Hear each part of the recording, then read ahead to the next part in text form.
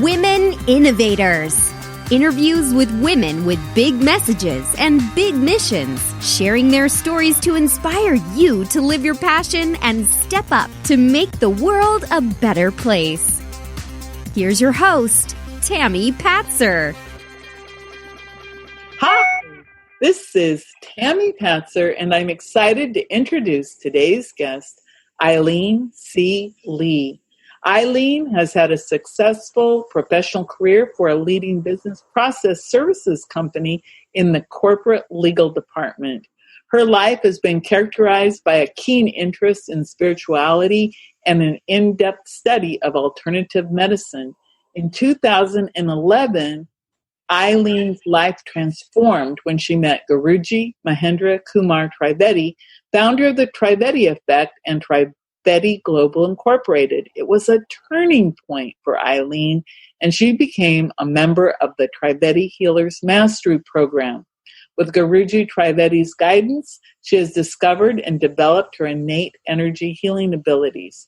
Through her association with Guruji Trivedi, she was given the unprecedented opportunity to test and validate her biofield energy healing capabilities in the area of science.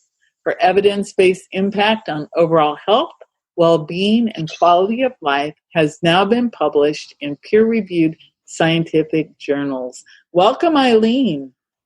Thank you, Tammy, for having me.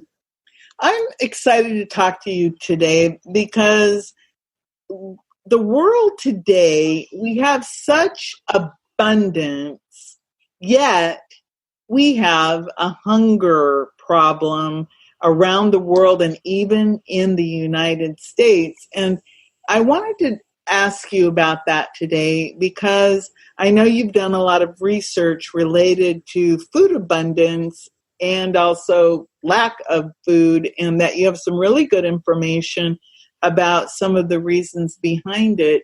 So with that, can you tell me more?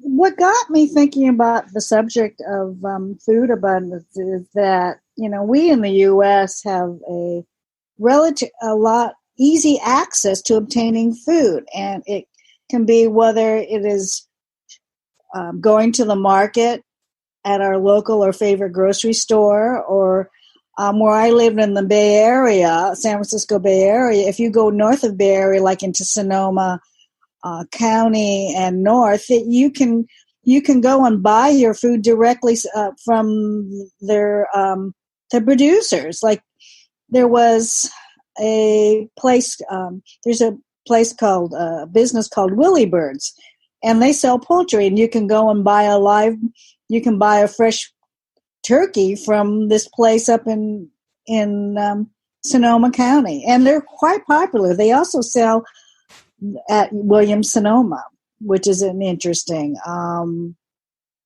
And people can go and you can go to an order food through. You can have it like the local grocery store that I go to. You were able to go in and buy a prepared Thanksgiving meal, which I thought was interesting. So it's really interesting to see the abundance, how, the sources and how easily it is. But then I thought it got me to thinking about worldwide, that people are still going hungry. And I was I just kind of did a little bit of more research on it. So I know that locally, we have a store here that they do a lot of hot foods and stuff, and they don't even put them on sale, and they basically say that they throw it away. And I know that, people often dumpster dive from grocery stores because of all the food that's thrown away. So what are some of the world hunger statistics that you found? Okay. From the Food Age Foundation, 1 in 7 people are hungry, and 1/3 of food is wasted. some 795 million people in the world do not have enough food to lead a healthy, active life. And so that statistically breaks down into 1 in 9 people on the planet Earth. And the vast majority of the world's hungry people live in developing countries where 12.9% of the population is undernourished. That just seems so unbelievable when we live in this world where we're able to produce, massive crops in the United States. I know that. And then I know that, we ship a lot of food around the world. So in the world, there's like 1 out of 10 people who have chronic hunger. So what is why? That's really what I'm curious about, is why is there so much malnutrition and hunger in the world if we have so much? The interesting thing is, that's a really good question. Why aren't developing countries not able to produce food to feed their population? I mean, that's a really, really good question. And I'm sure that's a tough one. I don't know if they make it a priority. Do countries make it a priority? Do they not care? I don't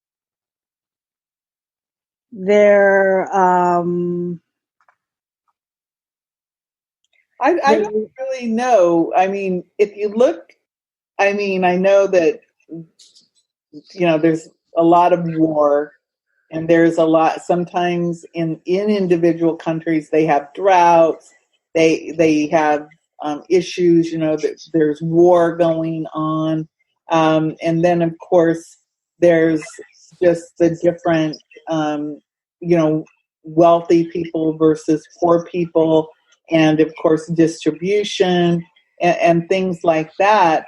So in the information that you were looking at, how big of an issue is it, like, for children and malnutrition? It is,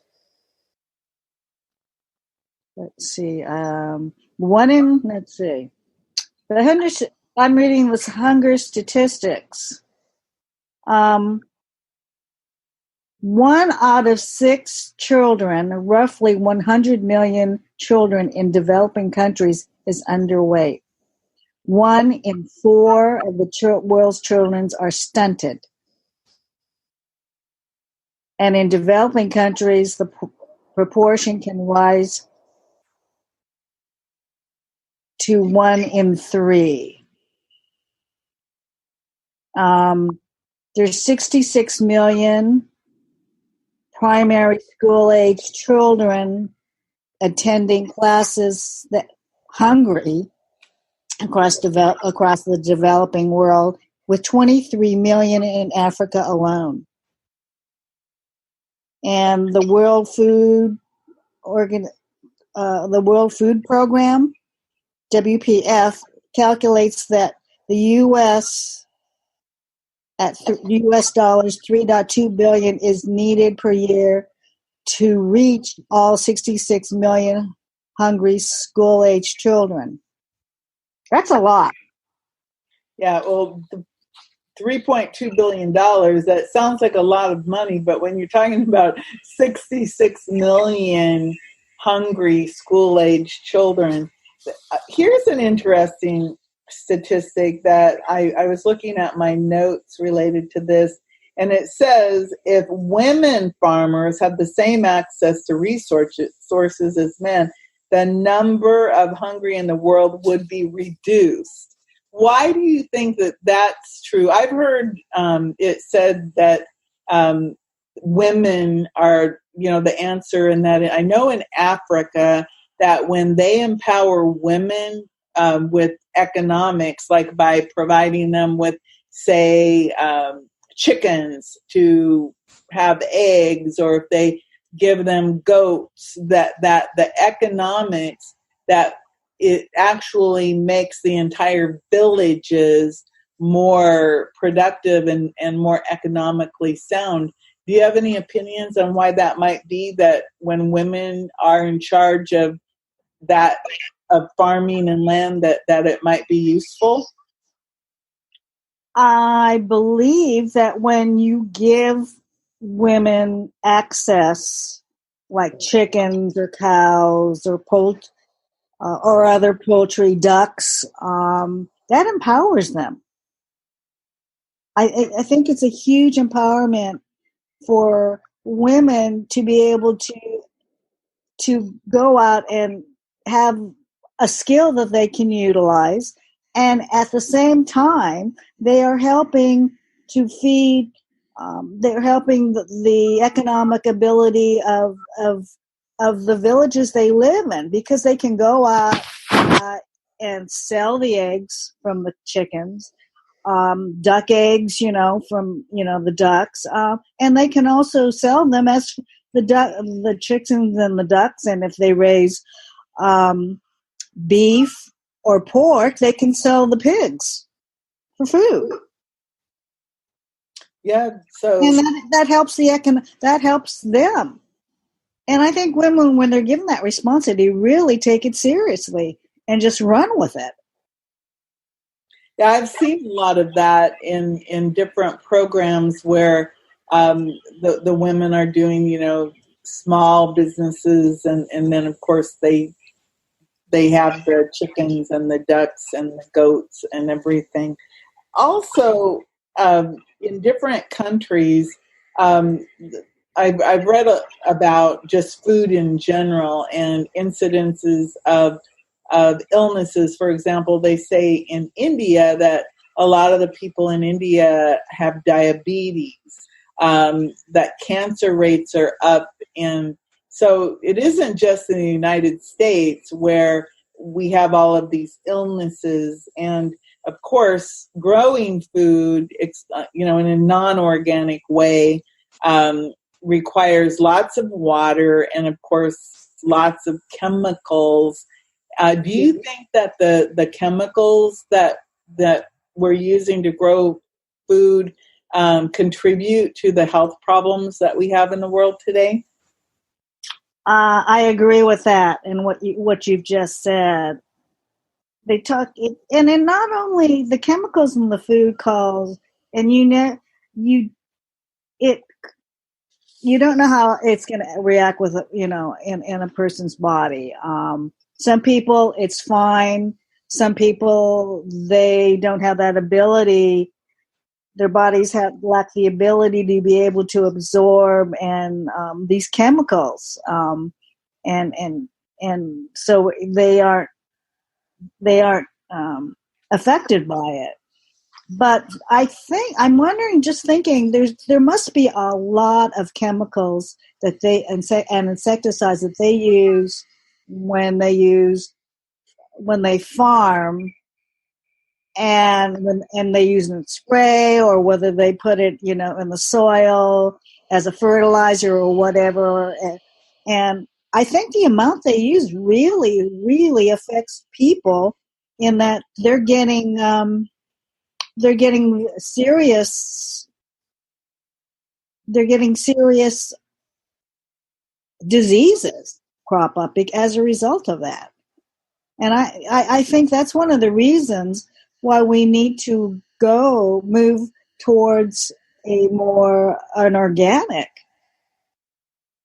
way of farming. Well, I think it would help the disease situation due to the insecticides and the fertilizer.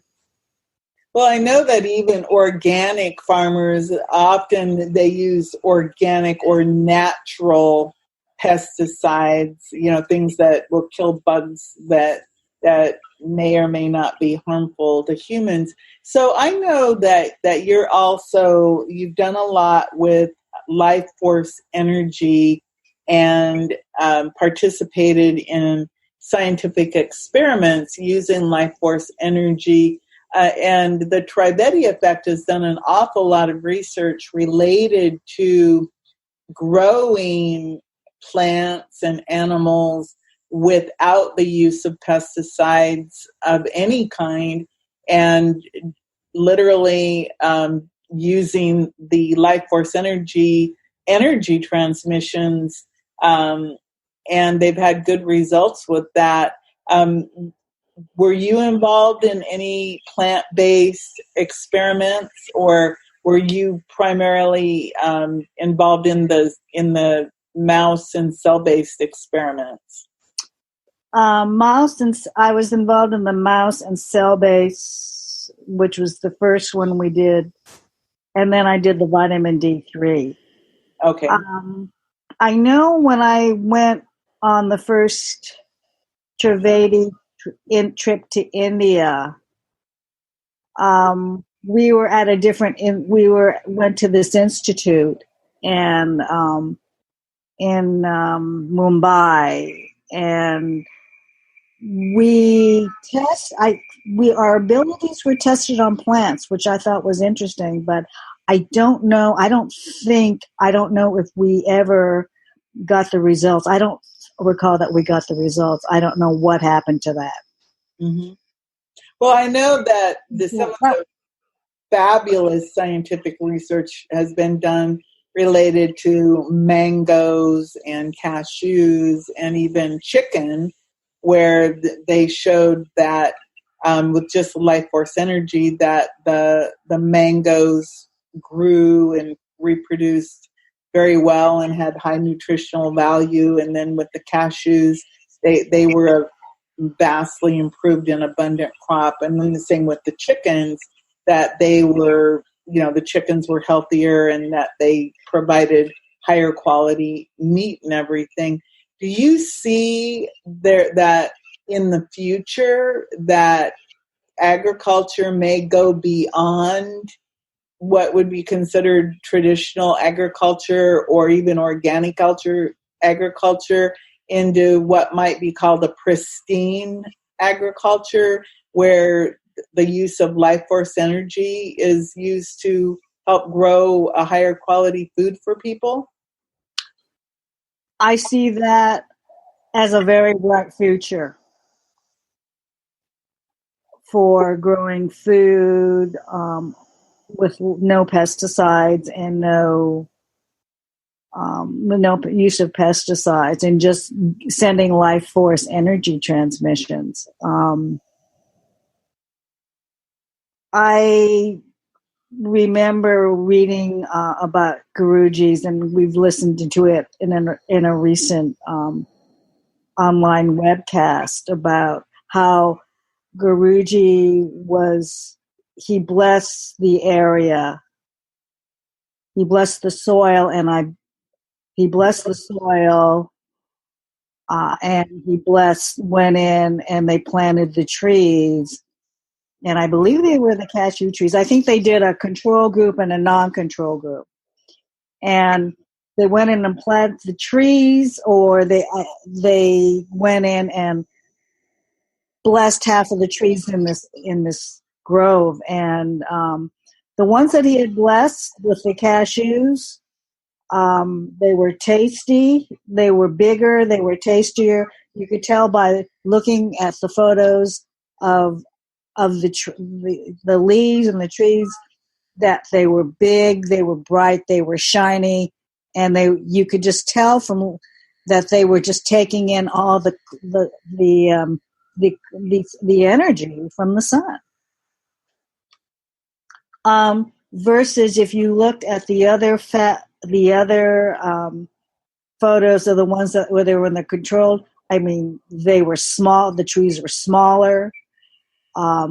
They didn't look upright and healthy like a tree. They were kind of short, and the branches grew out.